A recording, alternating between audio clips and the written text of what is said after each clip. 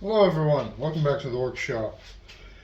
I was going to make another update video, but I decided against it. I don't like update videos, they're boring. I make them mostly just to keep you guys in the loop and to put some kind of video out there. But instead of an update video, I'm going to take this boring bar that Adam gave me. It's I believe an inch and a quarter, maybe inch and an eighth boring bar. It's too big to fit in my typical tool post. The Wasa, it's like a DA size or CA size tool post. But instead I have this one.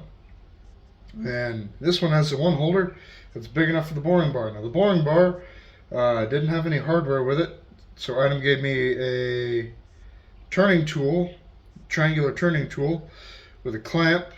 I thought the clamp, I could just take it off, put it on here, and I was wrong. What I ended up having to do was I took the clamp and ground it down enough that it could seat the insert and hold the insert securely. So now we're going to see if that works.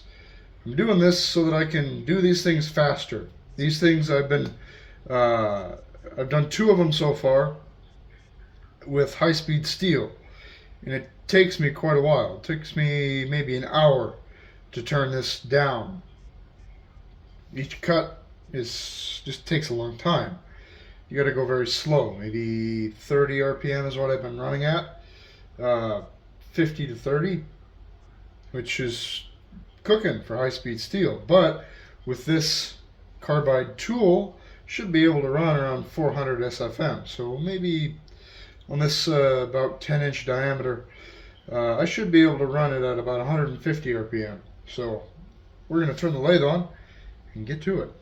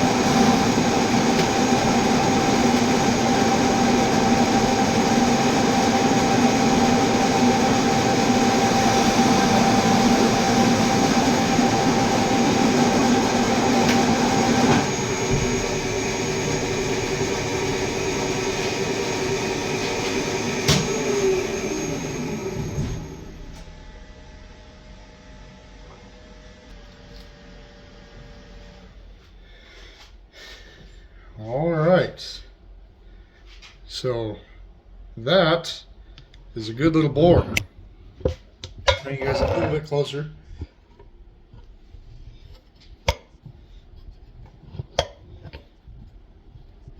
I don't think that's bad at all.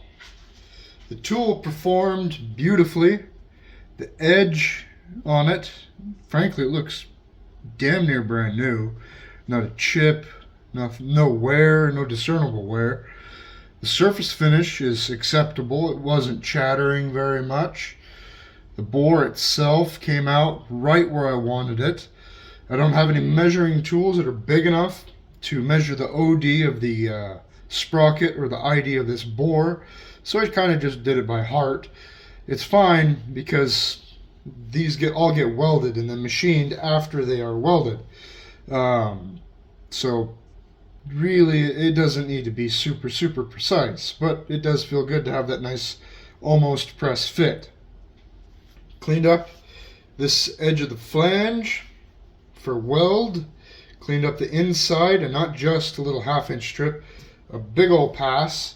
And I may even go back and go deeper because these sprockets, the way they sit, that hub that you see is going to be on the inside, and there's going to be spokes going from the hub out. I don't know how many, probably 6 or so, maybe 8. And that was a hell of a lot quicker. That was a lot nicer too. The other tools, the high-speed steel, I have to sit there and fiddle with my speeds and feeds much more than I did with this one. I did it a lot with this one to break up those big curly chips, and yes, I know the big curly chips are very dangerous and you want to avoid those, but with this I pretty much couldn't. So this is a negative rake tool without a chip breaker in it. So yeah, you do what you can. Maybe I could have pushed the feed a little bit more, but it didn't seem to like that. I accidentally took a 150 thou deep, 150 thou per side deep cut. I don't know what my feed per revolution was, probably between 10 and 20, between there. Probably closer to 10 to 15. And the machine seemed to handle it fine. It definitely, you could hear it, you could hear the cut, but it didn't stall the machine out or anything. So I'm super happy. The workpiece is cooler. It's cool to the touch. The tool itself is pretty much cool to the touch, and it really hasn't been that long. So if there was a lot of heat built up, then it was mostly going into the chip. So I am super excited. I think this is a much better video than an update video, just showing you guys what all I did. I did strip off the paint on the slotting head, big whoop, and I started on that drive pinion. And for the dozer project, which is what we did here, I have 8 new pillow block bearings and some track frames that have been cut that need machined. So there's your update. With that being said, thank you for watching. Thank you guys for the growth in my channel. My videos have been doing a lot better, and I'm very appreciative of it. So have a good day.